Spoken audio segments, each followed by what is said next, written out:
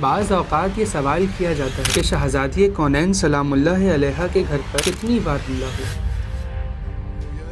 محققین کا کہنا یہ ہے کہ تاریخ اسلام کا سب سے دل خراش واقعہ یعنی رسول خدا صلی اللہ علیہ وآلہ وسلم کی لخت جگر شہزادی کونین جناب زہرا سلام اللہ علیہ کے گھر پر ایک بار نہیں بلکہ 3 بار حملہ ہوا، اور ہر بار ظلم کی ایک نئی شکل سامنے آئی۔ سب سے پہلا حملہ محاصرہ اور طاقت کا مظاہرہ۔ رسول خدا صلی اللہ علیہ وآلہ وسلم کے وصال کے فوراً بعد جب امام علی علیہ السلام کے گھر میں ان اصحاب کا اجتماع ہوا جو بیعت ثقیفہ کے مخالف تھے، تو یہ مسلح افراد دروازے پر آئے اور چیخ کر کہا، قسم ہے اس ذات کی جس کے ہاتھ میں میری جان ہے، میں اس گھر کو آگ لگا دوں گا۔ زبیر کی تلوار چھین لی گئی اور سب کو زبردستی بیعت کے لیے لے جایا گیا۔ یہ حملہ گھر کا محاصرہ توڑنے کے لیے۔ دوسرا حملہ دھمکی اور مدینے کی عوام کو خاموش کرنا۔ اہل بیت اطہار علیہ السلام کی مقبولیت مدینے میں بہت زیادہ تھی۔ لوگ کہہ رہے تھے، کیا تم رسول کی بیٹی کا گھر جلاؤ گے؟ حملہ آور پیچھے ہٹ گئے، مگر بعد میں دوبارہ آئے، صرف لوگوں کو خوف زدہ کرنے اور اہل بیت کی آواز خاموش کرنے کے لیے۔ تیسرا حملہ سانحہ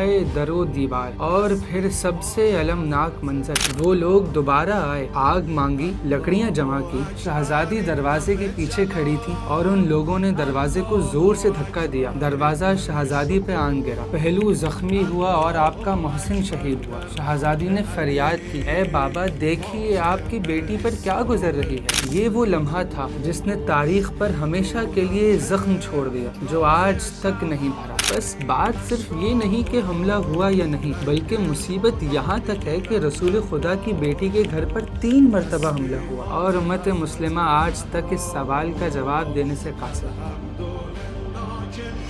ایک سوال ہمیشہ نوجوانوں کے ذہن میں آتا ہے کہ جب شہزادی کونین سلام اللہ علیہ نے گھر کے کاموں کی مشقت کی وجہ سے ایک خادمہ کی درخواست کی، تو رسول اللہ صلی اللہ علیہ وآلہ وسلم نے اس کے بدلے تسبیح زہرا کیوں عطا کی؟